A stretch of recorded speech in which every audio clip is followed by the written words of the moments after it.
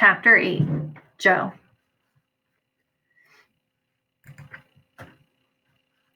At 5 o'clock, Mom comes upstairs to tell me that dinner is almost ready. I made a meatloaf, she says. The recipe is from Bon Appetit, so it ought to be pretty good. My mom is a great cook, and even though I don't want to eat dinner with her, I'm so hungry now, I'm actually seeing stars. The phone rings and Mom goes to answer it. I hope it isn't Dad checking in from the road. The last thing I need is for him to get involved in this whole thing between Mom and me. He probably just said what he always says. Man up, Joe. The whole house smells like meatloaf. I try to ignore it, but I don't have the willpower to pass it up. I pick up my fork and start eating dinner as fast as humanly possible. If I make sure my mouth is always full, Mom can't expect me to say anything to her. As soon as my plate is clean, I head to my room to read Bud, Not Buddy. Mrs. Beam told us to read the first chapter, but it was only 8 pages long, so I decided to keep going. I'm a pretty decent reader when I'm not distracted. Plus, the story is good.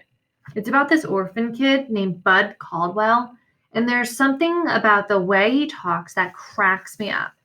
Like, instead of saying all of a sudden, he will say whoop, zoop, sloop.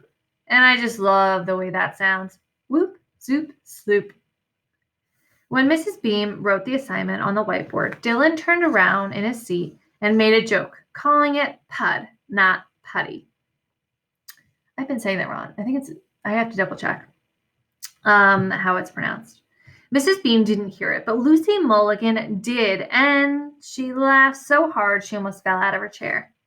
Mrs. Beam gave us another assignment too, some corny personal collection project, whatever that is. She didn't write it on the whiteboard with the other homework. Instead, she just told us about it, which means now I can't remember anything she said. I tried to take notes, but she was talking really fast. And then they started mowing the grass under the windows, so the only thing I know is the project is due on Friday.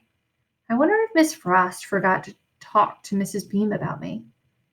I hear my mom coming up the stairs, so I quickly stash the book under my pillow, roll over to my side, and close my eyes. She knocks a couple times. Then she opens the door a crack. Joe, she whispers, honey, are you awake? Mia's curled up on the bed beside me, and when she sees my mom, she starts wagging her tail, thumping it against my leg like crazy. I lie there like a rock. I guess Mom can tell I'm not really asleep. It won't happen again, Joey. No kisses, I promise. When she told me she'd applied for the job, I told her I thought it was a terrible idea.